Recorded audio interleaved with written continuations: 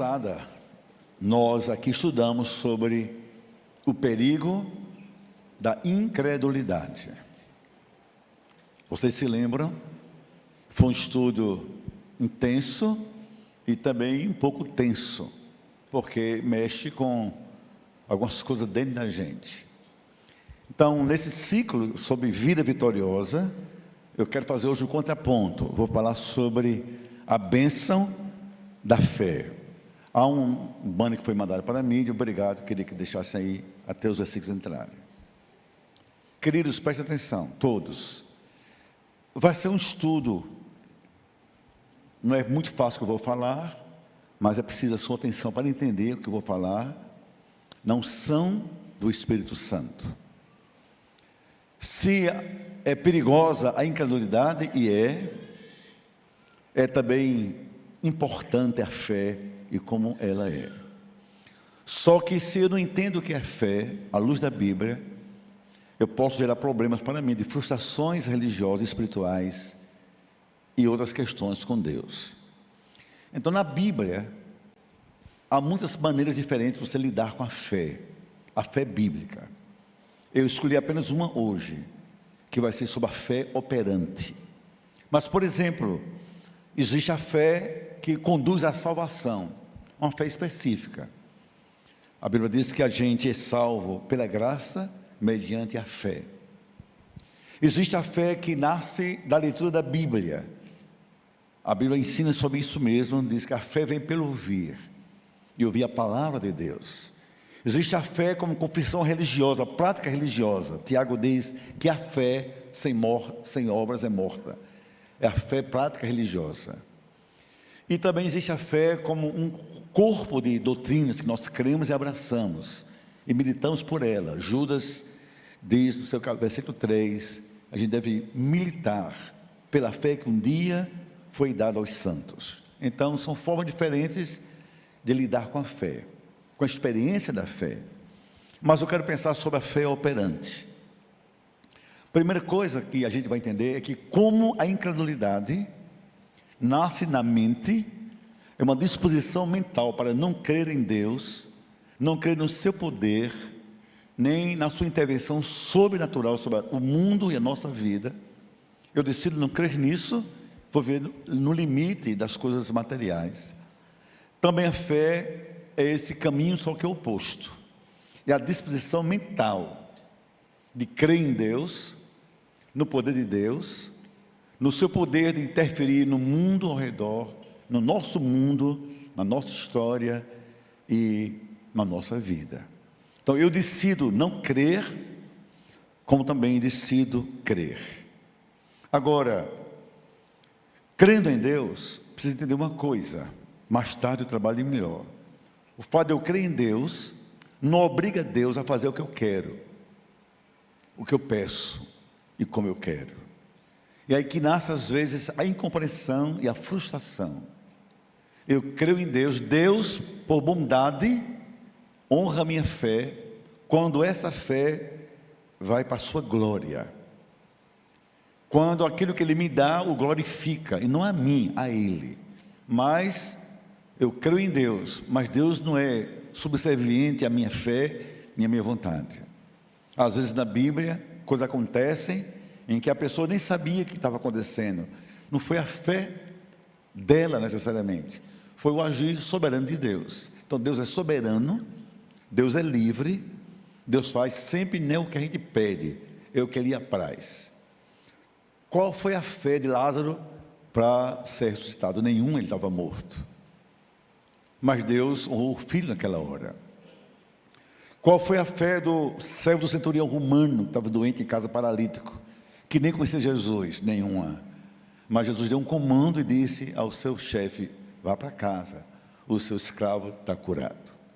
Deus sempre age como quer, como Ele apraz, e Deus não é escravo de nossos desejos. E a nossa fé não lhe obriga a fazer o que nós queremos, mas Ele faz por amor, para honrar a nós como filhos.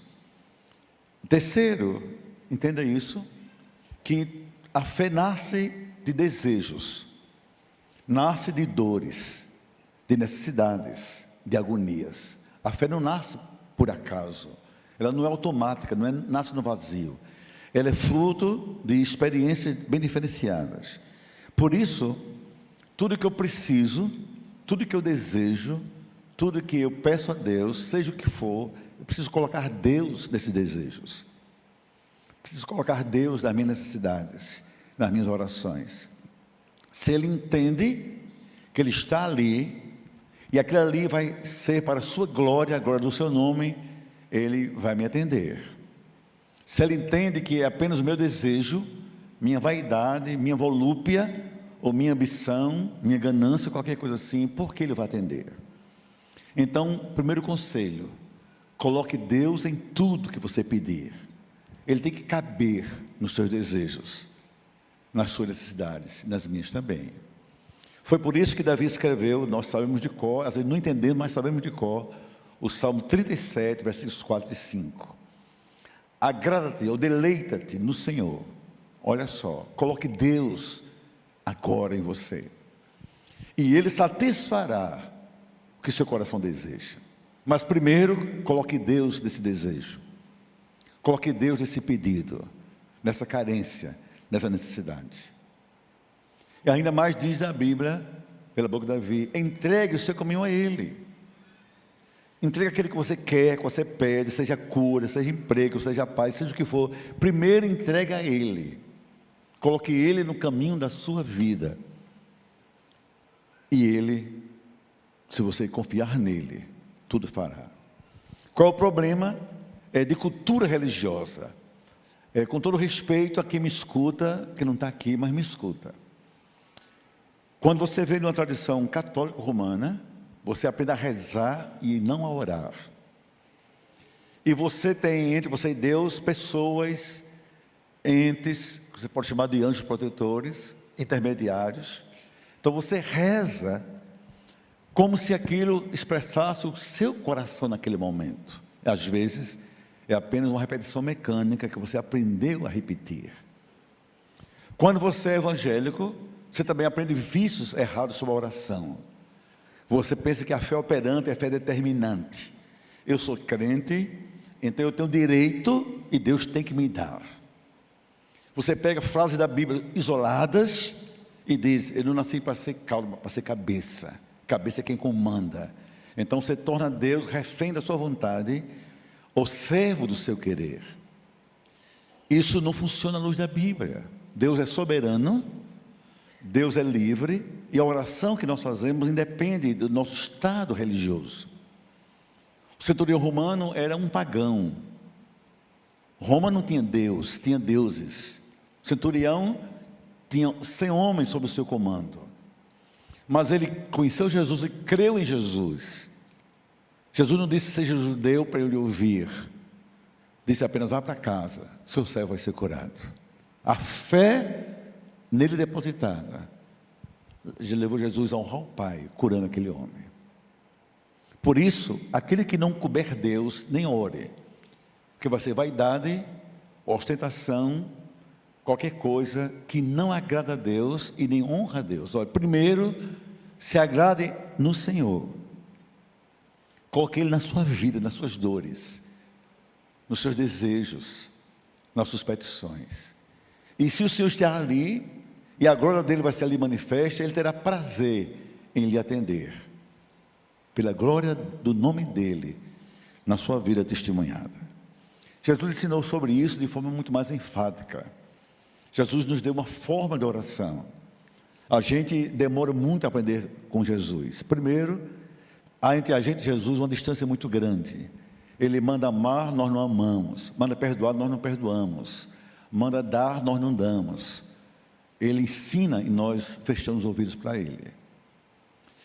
Então Ele ensinou a oração no Pai Nosso com 8 princípios. A gente decora com uma reza, sem observar os princípios. Daí não vale nada. Ora o Pai Nosso na hora do enterro, de uma formatura, de qualquer coisa, como se ele fosse mágico. Não, ele é apenas um caminho de princípios para chegar em Deus. Mas ele disse: você deve orar sempre no meu nome. Escute isso, sempre no meu nome.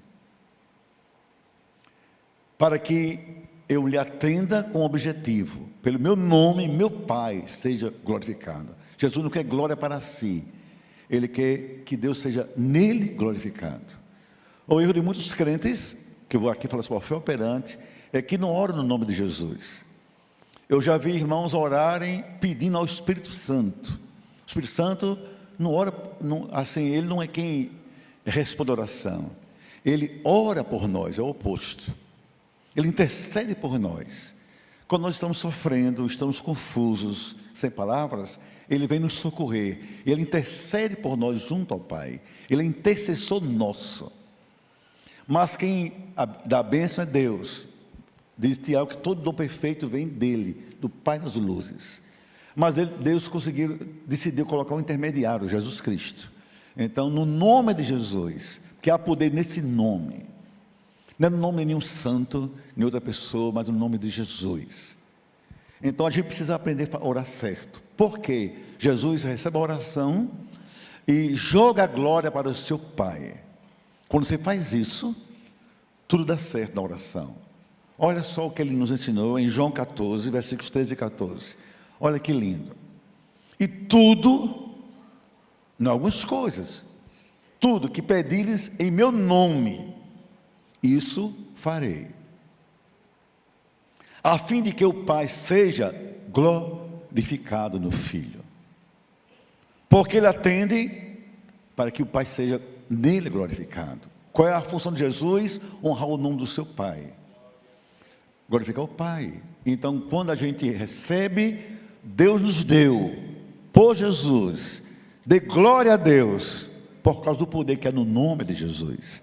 E ele ainda enfatiza o versículo 14, ele diz assim: se me pedires alguma coisa em meu nome, eu o farei. Então qual é o correto orar?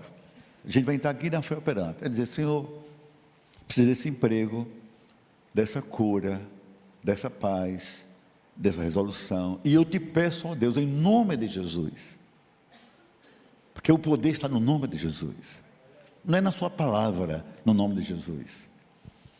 E Jesus escuta isso e vai atender para que você volte e diga: Senhor, eu quero te agradecer pela resposta, quero te glorificar, te honrar. Quando você não faz isso, você quebra princípios bíblicos. Você não pode orar direto quebrando princípios. O nome de Jesus, quando você coloca entre você e Deus outros nomes de quaisquer pessoas, você quebra princípios bíblicos. Não tem na Bíblia nenhum versículo que nos diga que a mãe de Jesus intercede por nós. Isso foi criado na Idade Média, mas isso não está na Bíblia. Não tem um texto bíblico que diz que o apóstolo Pedro, o apóstolo Paulo, o apóstolo Tiago, qualquer santo da Bíblia intercede por nós. Isso foi criado depois, não é bíblico. Isso é a Bíblia. Tudo que você pedir no meu nome, eu vou fazer, por uma razão simples, para que o meu Pai seja por mim em mim glorificado. Entenda isso, luz da Bíblia, que as coisas mudam. Eu contei a vocês 2 exemplos, eu quero começar com eles para a gente avançar. Olha em Mateus 8, 5 a 8, e versículo 13, Jesus e o centurião romano. Olha que interessante. Tendo Jesus entrado em Cafarnaum, apresentou-se-lhe um centurião implorando: Senhor, o meu criado, olha, um homem importante orando pelo empregado dele, seu jardineiro, seu serviçal. Ele está de cama em casa, está paralítico, ficou de repente paralítico, porque se era paralítico não poderia ser cego o tempo todo. Está horrivelmente paralítico. Jesus lhe disse: eu irei curá-lo. Olha como apenas pede pelo seu servo. Aliás, nem pede, desabafa. Mas o centurião respondeu assim: quem sou eu para o senhor ir à minha casa? Não sou digno sequer que entres lá. Mas basta uma palavra tua e ele será curado. Olha o poder da palavra, como semente de fé, de mudanças. Basta uma palavra tua, mas não é nossa palavra, de Jesus, Senhor, a tua palavra. Diga alguma coisa, Senhor. No versículo de número 45, aliás, 13, tem a resposta. Então Jesus disse ao centurião: vai para casa. Seja feito conforme a tua fé. Naquela mesma hora, o servo foi curado. Olha como a nossa fé pode abençoar vidas. A fé de uma mãe pode trazer bênção para os seus filhos. A fé de um pai, igualmente. A esposa ora pelo marido e vice-versa. Então, Jesus curou esse centurião, não pela fé do centurião, ele nem sabia o que estava acontecendo, mas pela fé do homem que procurou a Jesus, mesmo sendo pagão, não sendo judeu, não sendo circuncidado, não frequentava a sinagoga, era até proibido, mas ouviu que Jesus tinha poder e o procurou. O fato interessante dessa relação de Jesus, o nome dele e o nome do Pai, é com Lázaro. Lázaro estava morto. Qual a fé de um morto? Nenhuma. Suas irmãs também eram incrédulas, reclamaram de Jesus: o Senhor chega agora, o defunto no caixão, por assim dizer, que não veio antes. Se o Senhor tivesse chegado antes, certamente ele estaria vivo, mas chega agora Jesus, atrasado. Aí Jesus vê aquela cena, vê aquela multidão e disse assim: meu Pai vai ser honrado aqui, pela minha vida. Porque elas não tinham fé para a ressurreição de Lázaro, pelo contrário, elas eram incrédulas sobre isso. Lázaro não tinha fé nenhuma que ia ficar vivo, estava morto, mas Jesus tinha o poder do seu nome e de honrar o seu Pai. Vamos ver em João 11, 40 a 43, depois 45.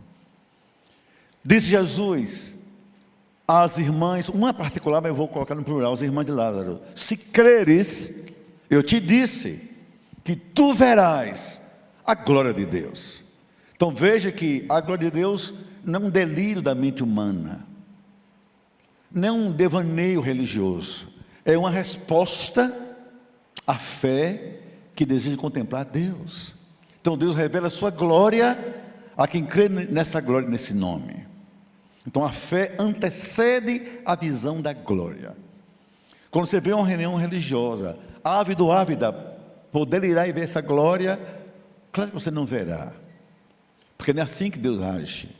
Deus age de forma assim, compensatória. Você crer nele, no nome dele, no poder dele, ele revela para você a glória dele.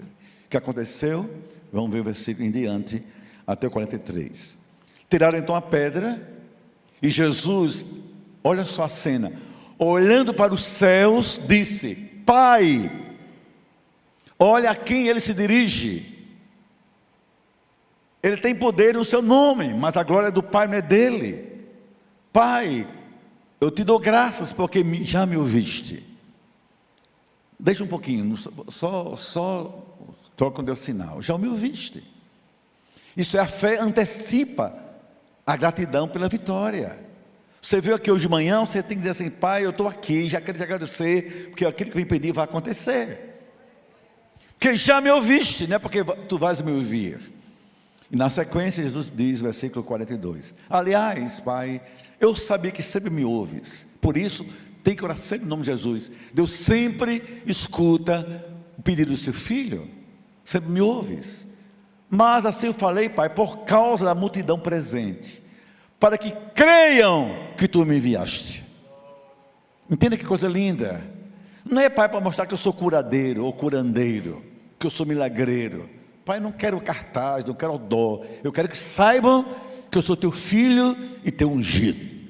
Mas tudo veio de ti, Pai. No versículo seguinte, 43, e tendo dito isto, clamou em alta voz: Lázaro! E Lázaro morto, sem saber de nada até aquela hora: sai para fora. Isso é um pleonasmo. Levanta aí, Lázaro, cai fora, aí não é teu lugar. No versículo de número 45, a gente vê essa complementação. Muitos, pois, dentre os judeus que tinham ido visitar Maria, foram para o velório foram para o velório de Lázaro consolar suas irmãs. Vendo o que fizera Jesus, creram nele. Quando você é curado, quando você é abençoado, quando você tem um livramento, quando você dá um testemunho disso, você proclama o nome de Jesus, você exalta a glória de Deus, e muitos creem em Jesus pelo seu testemunho.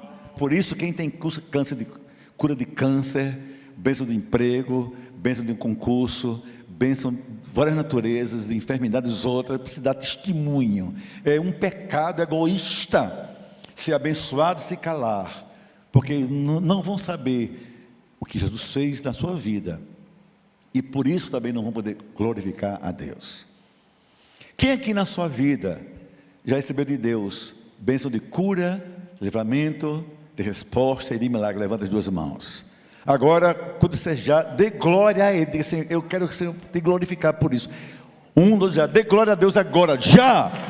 Glória, glória, glória, glória, glória, e glória a Deus. E a gente aprende com esses dois textos em duas frases simbólicas, né? Primeiro, seja feito conforme a vossa fé. Sem fé, como o que vai ser feito? Segundo, não te disse eu que se crês verás a glória de Deus?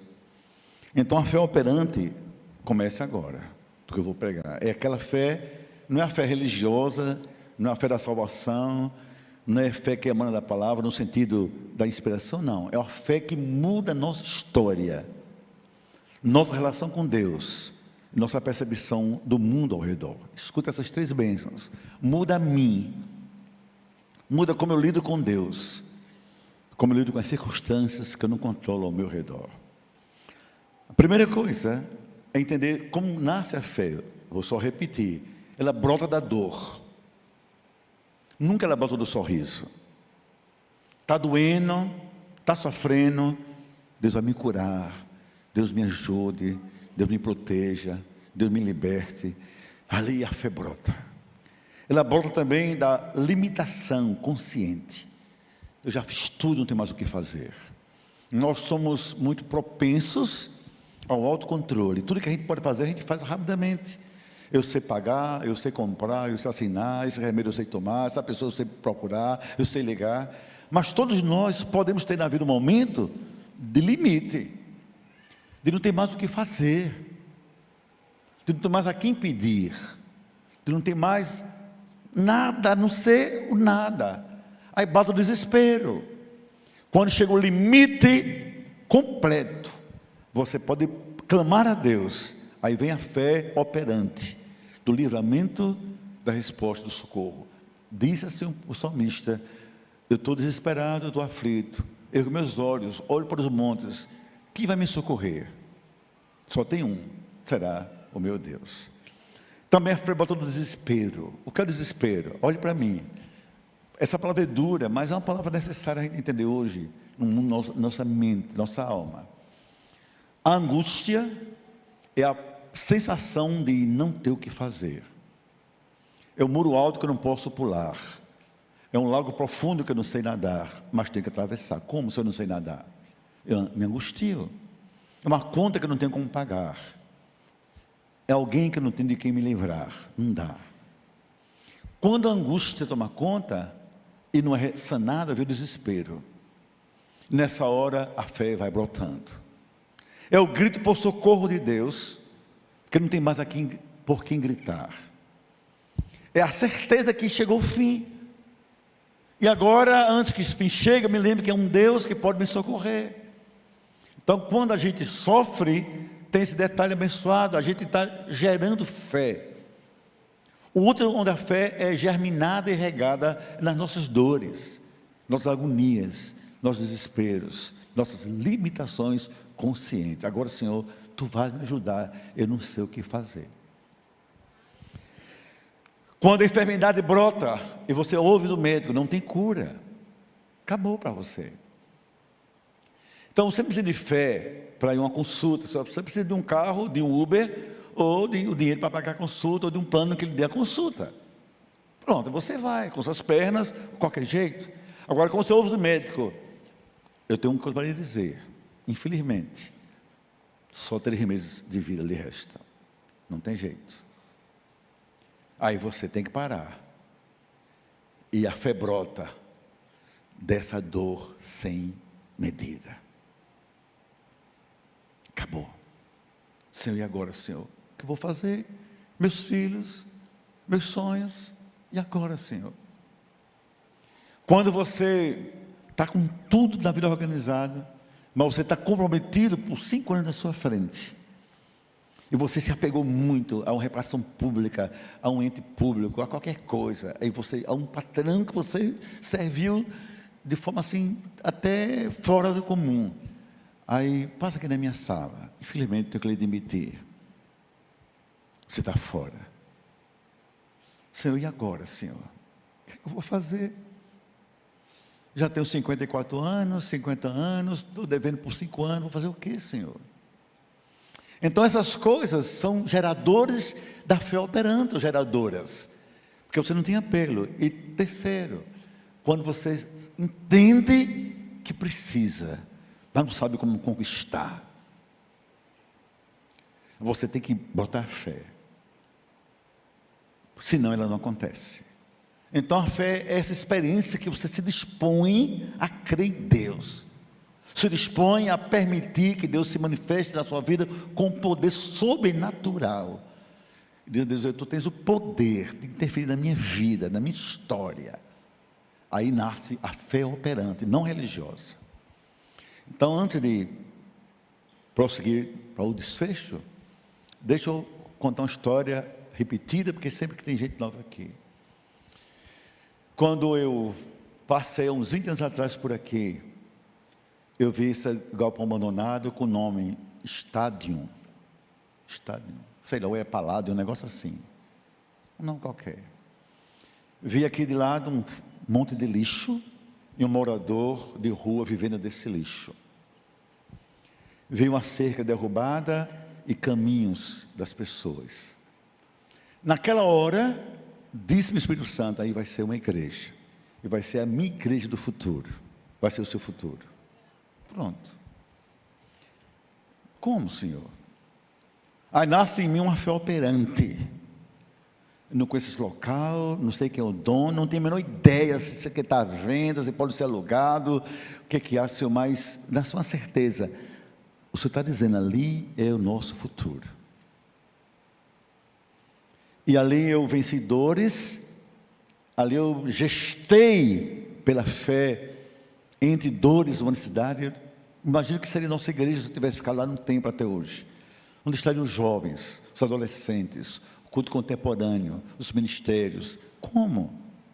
Se o centro ser esvaziado. Mas eu tenho que ver o futuro. E a fé operante me fez lidar com isso. E eu sofri muito, com dores de parto, porque a fé operante nasce das nossas dores, nossas agonias, até Deus completar. Então há 3 coisas que eu chamo de virtudes da fé, e eu termino. O que é a virtude? É aquilo que é do bem e que faz bem, que manifesta o bem. Isso é a virtude. Faz bem, lidar com elas. Elas geram bem em nossa vida, porque elas são promotoras do bem, são virtudes. A primeira é isso, aprenda. A fé operante me faz ver o invisível. Eu preciso ter essa fé em mim. Uma coisa é crer, outra é constatar. Eu constato com meus olhos, mas eu creio com os olhos da fé. A nossa mente, reduzida ao racionalismo, ao pragmatismo, ao cartesianismo de René Descartes, penso, logo existo, coloca a fé fora do nosso projeto de vida. Eu ganho 10 mil, eu estou com o meu saldo, eu sei o que posso fazer. Mas se eu quiser alguma coisa justa, lícita, acima de 10 mil, vou fazer o quê? Posso me endividar, que não é o caminho de Deus. E posso crer que é de Deus, e permitir que Ele interfira até nas minhas finanças, no meu futuro financeiro. Mas escute, nossos olhos naturais são limitantes, porque são também limitados. Temos doenças da visão, como miopia, temos intermetropia, temos tantas coisas, estrabismo, a gente vê as coisas confusas. Então Deus tem que nos dar um olhar diferente quando o assunto é espiritual. Por isso que diz assim em Hebreus 11:1, vocês sabem de qual, mas eu quero ler com outro sentido. A fé não é o delírio, é a fé, não é a emoção, é a decisão de crer em Deus, A fé é a certeza das coisas que eu desejo. Minhas demandas, necessidades, carências, milagres, curas, eu preciso, eu desejo. Mas também essa fé é a convicção das coisas que eu não vejo. Então, aquilo que eu vejo está dentro de mim. Aquilo que eu não vejo está para além de mim. Eu só vou ver com os olhos da fé. Aí foi quando eu cheguei nessa história aqui. Pela fé eu vi um templo, pela fé eu vi a igreja, pela fé eu vi comprando, pela fé eu vi inaugurando. Isso não foi fácil, mas foi pela fé, numa convicção. Deus me disse que vai ser a sua casa. Pela fé eu vejo aquela casa, casa de Deus. Aqui tinha ossada humana, cheiro de maconha, cheiro de pecado, de prostituição, tanta coisa complicada que nem vale a pena lembrar. Mas pela fé eu vi a casa de Deus. Agora me responda. O que é que você precisa? O que é que você deseja? Que seus olhos da fé lhe antecipam. Se veja curado, curada. Se veja resolvendo aquela questão, parece que não tem fim nunca. Veja celebrando aquela vitória. Veja a mão de Deus na sua vida, interferindo para glorificar. Agora eu lhe peço, coloque Deus nos seus desejos, nas suas dores e seus projetos, para que ao lhe atender, Ele seja glorificado com seu testemunho. Então Deus não responde a oração de pessoas egoístas, vaidosas, ambiciosas, de forma carnal, mesquinhas. Elas podem conseguir, porque o mercado dá, o diabo disse a Jesus, que é tudo, é teu, eu dou. Mas Deus dá aquilo que vai ser para a sua glória, a sua honra, para o nome dEle ser na sua vida glorificado. Aí Ele tem prazer em atender. O apóstolo Paulo diz em 2 Coríntios 4,18, acho lindo esse versículo do apóstolo Paulo: não atentando nós nas coisas que se veem. Isso é o nosso limite. Mas nas que não se veem, que as que se veem são temporárias, e as que não se veem são eternas. A gente trabalha para o futuro do reino de Deus. Só 2 exemplos para a gente prosseguir na segunda virtude. Abraão, pela fé, creu que seria pai de gerações, de uma descendência profunda, sem nenhum vigor físico, sem nenhuma semente, sem nenhum filho gerado, mas pela fé ele se viu pai de descendência grande. Isso é a fé que antecipa a visão. A Bíblia diz em Gênesis 15, 6 e 6, algo lindo sobre Abraão. Veja por favor. Então Deus pegou Abraão, olha, fazer com você também isso, conduziu e disse: olha para os céus, Abraão, olha para cima, Abraão, para os montes, conta as estrelas, se é que podes contá-las. E disse: assim será a tua posteridade. Agora olha o versículo 6. Abraão creu no Senhor, creu em Deus, isso lhe foi imputado por justiça. Não é só ver, mas crer. O que faz a gente ver o invisível é crer diante das circunstâncias até impossíveis de serem acreditadas. Então você precisa crer em Deus, se dispor a crer em Deus. Abraão creu, ele se dispôs a crer, decidiu crer. Fé é uma decisão, não é uma emoção, uma decisão. Como é que eu vou orar para você ter fé? Não faça uma besteira dessa. É você que tem que ter sua fé. Você tem que se dispor a crer em Deus, não eu. Você não pode terceirizar isso, é entre você e Deus. E pronto. Uma história bonita também é de Moisés. Pela fé saiu do Egito, diz a Bíblia, sabendo que encarar Faraó com suas fúrias e tudo mais, mas pela fé deixa essa terra e vamos embora. Contemplou o invisível. Veja comigo Hebreus 11, 17, esse texto de Moisés. Pela fé, Moisés abandonou o Egito, não ficando amedrontado com a cólera do rei. nesse caso Faraó. Antes permaneceu firme, como quem vê aquilo que é invisível. Você precisa ver as coisas pela fé. Não ficar só pedindo essa ladainha sem fim. Começa a contemplar. Isso é uma virtude da fé operante.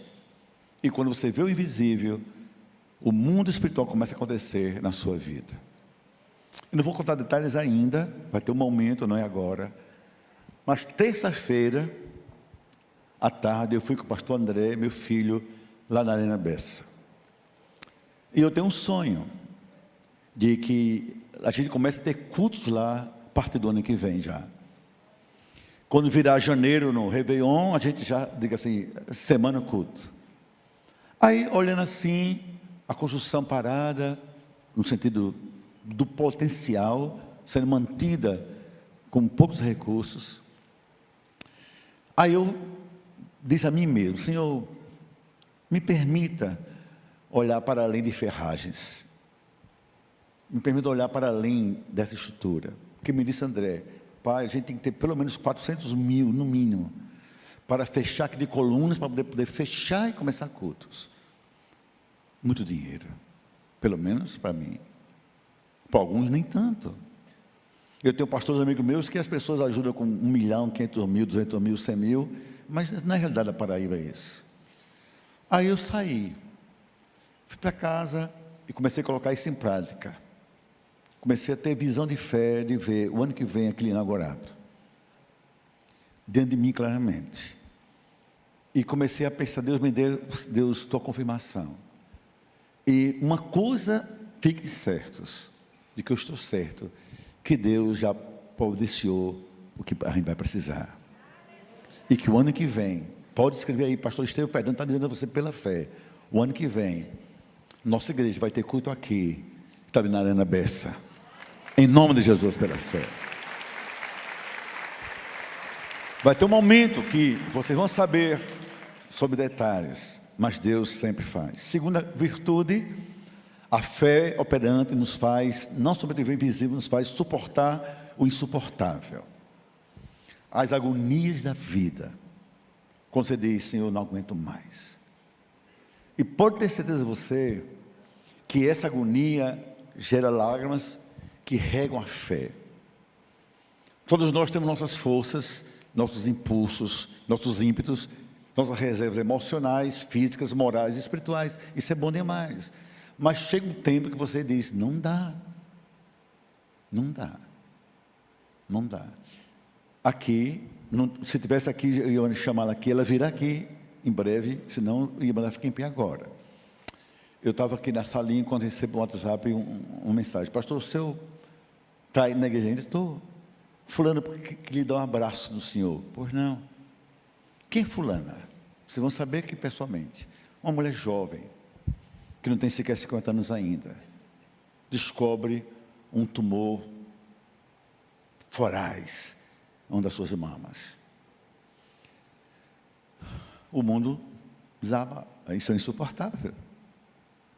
Mas Deus, agora, dinheiro para uma cirurgia não tenho, dinheiro para se internar não tenho, plano de saúde não tenho, recursos não tenho. Isso vai acabar comigo? Sem nada, nada que você possa imaginar. Aí diz: pastor, eu só tenho 2 coisas a fazer: pedir que o senhor ore por mim e recorrer a Deus, porque eu choro, pastor, 24 horas, vou morrer, porque não tenho como me tratar.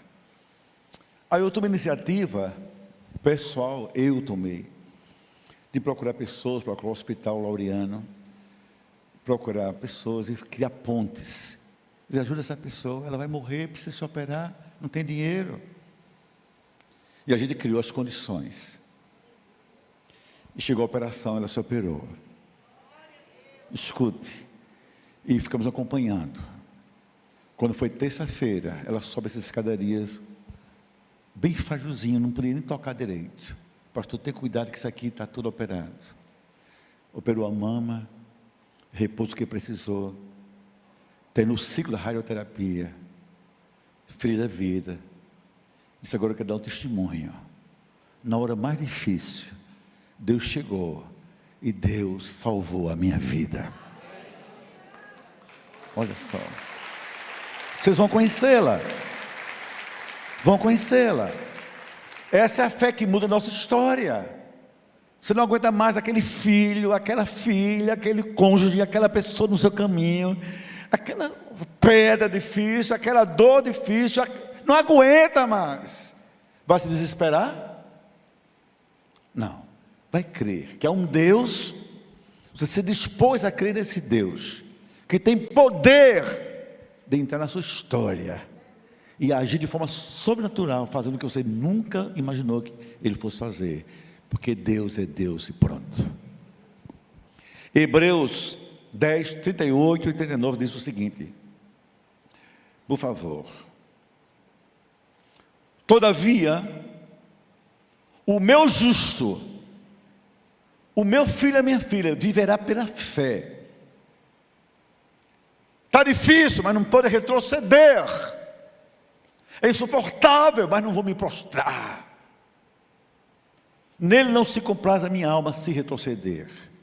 Não dê Deus a tristeza de ver você recuando. Qual é um Deus que diz: vai embora, venha para mim, mergulhe em mim. Olha o que diz o versículo 39. Nós, porém, nós não somos os que retrocedem para a perdição. Somos, entretanto, da fé para a conservação da alma. Não se prostre, não se entregue, não se amargure, não desista. Está difícil, eu não imagino, mas eu sei, tudo eu posso naquele que me fortalece.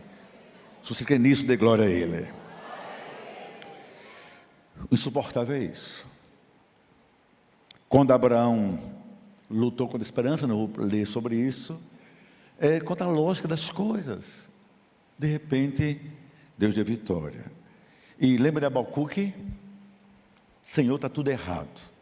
Tudo dando errado. A figueira não floresce, a oliveira não dá fruto, nem a videira, nem jambeiro, nem abacateiro, nada. Acabou, Senhor, o meu jardim. Mas ainda assim, eu me alegrarei no Senhor, no Deus da minha salvação. Suportar o insuportável. E finalmente, irmãos, a fé que nos faz vitoriosos, com virtude, nos faz vencer o invencível. O que eu vou dizer a você a entenda, não como jargão, mas como uma profecia. Todos temos ou teremos os Golias da nossa vida. Só que Golias são gigantes, não são pigmeus. Ninguém vence gigante com arma comum. É o que você está fazendo. Está brincando com a vida, brincando com o seu dinheiro, brincando com o seu casamento. Aí eu dou um jeito, eu dou um beijo, resolve, eu dou um abraço, resolve. Brincando com o seu filho, aí eu puxo a orelha dele. Não! Se o diabo está ali para acabar seu casamento, acabar com o seu filho, acabar com o seu negócio, não brinque com essas coisas. A fé tem essa virtude. São gigantes, mas eu vou vencê-los, não por mim, pelo Deus no qual eu creio. E gigantes tem um, tem dois, tem três. Vem um, vem dois, vem três. Os filisteus não pararam com Golias. Nem Davi parou com aquela batalha. Nem você vai parar porque venceu uma causa. Viram outras. Mas a fé tem essa virtude, a fé operante, de fazer você vencer o que é invencível aos seus olhos. E eu quero lhe perguntar: que pessoa nesse mundo você tem lutado e está se cansando de lutar, não tem jeito? Que causa, que sentimento, que dor está lhe consumindo como um gigante imbatível? Você precisa parar, mudar de estratégia e liberar com a sua mente no Senhor a fé operante. Foi isso que fez Moisés quando saiu do Egito. Sabia que ia enfrentar tudo, mas olha o que diz a Bíblia em Hebreus 11, 33 e 34. os quais, por meio da fé, subjugaram reinos, praticaram a justiça. Isso é muito lindo. Os heróis da fé, aliás, não é só Moisés. Os heróis da fé, nós entre eles, obtiveram promessas, fecharam a boca de leões. 34. Extinguiram a violência do fogo, escaparam ao fio da espada. Da fraqueza humana, buscaram forças. Isso é muito lindo. Quando sou fraco, então sou forte. Fizeram-se poderosos em guerra. Puseram em fuga exércitos estrangeiros. Tudo pela fé que vence o invencível. E a gente por pouco desiste. Como? Vencer exércitos, você vence só a enfermidade. Vencer poderes, você tem só vencer uma pessoa talvez. Uma circunstância. O que você não pode é se deixar ser vencido por esse gigante. Todos nós sabemos, e aqui eu termino, a história clássica de Davi. Qual a lição de Davi para mim e para você? É a arma. Não é a fé somente. Não é a ousadia, é a arma. Porque eu posso ter ousadia, ter uma errada. Eu posso ter ousadia de sair de noite sem ter medo de bandido, e ele vem para mim com uma pistola e eu com um pedaço de pau. Minha ousadia vai me levar talvez à morte. Que arma você usa? Então em 1 Samuel diz que Davi olha para Golias e diz: tu és forte, tu tens espada, tens lança, mas a minha arma é diferente da tua, Golias. Eu vou contra ti, em nome do Senhor dos Exércitos, a quem tens afrontado. E esse cara pega só uma funda, uma baleadeira na linguagem nordestina, saca uma pedra, e essa pedra cava e mata Golias. Olha que coisa linda, o versículo 49 desse texto. Basta o 49 para ganhar tempo.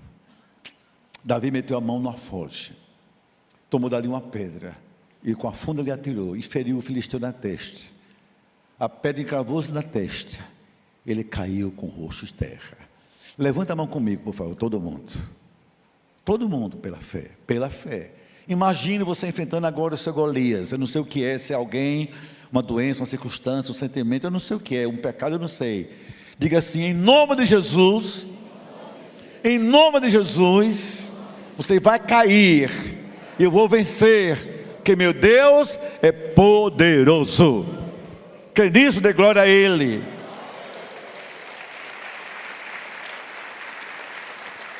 E eu quero só lhe pedir permissão, já passei das 12h30, mas eu não preciso terminar, eu não posso terminar sem dizer isso.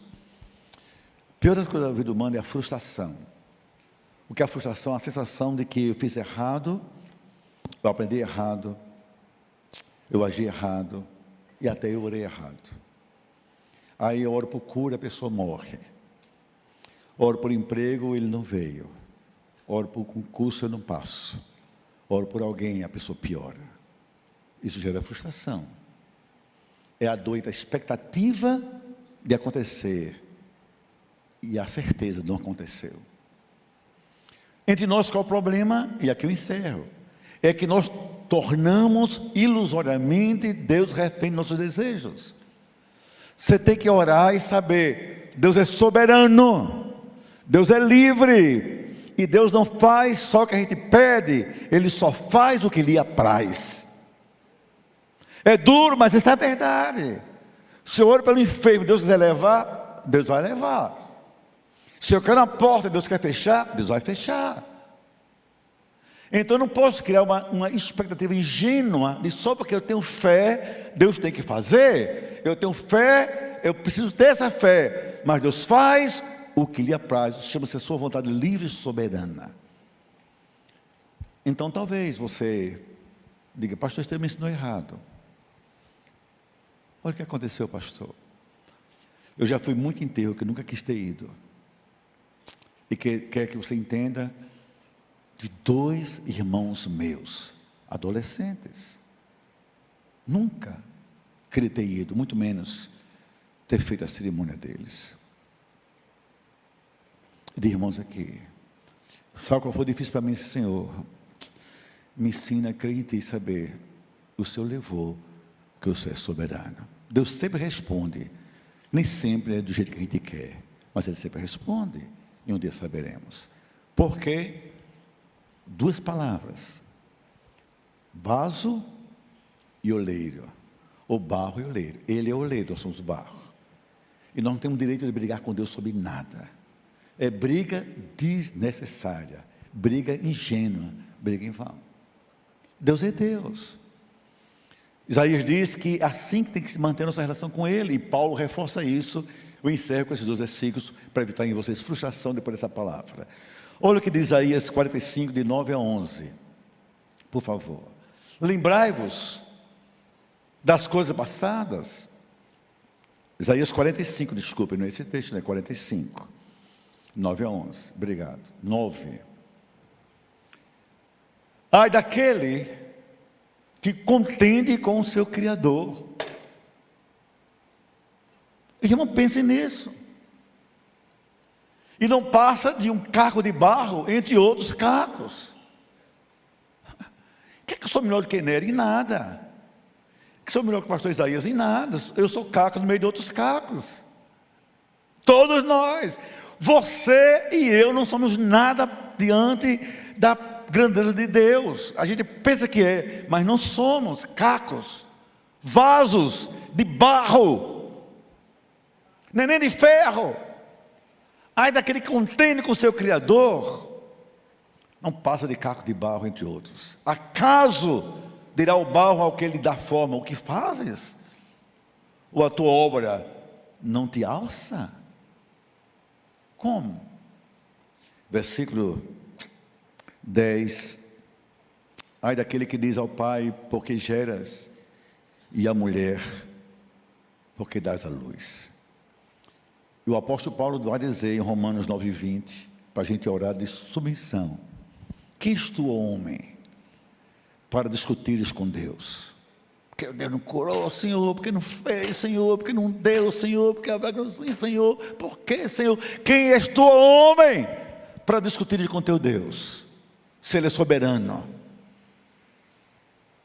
Porventura pode o objeto perguntar quem o fez: porque me fizeste assim? Então qual a oração certa? Orfeu operante.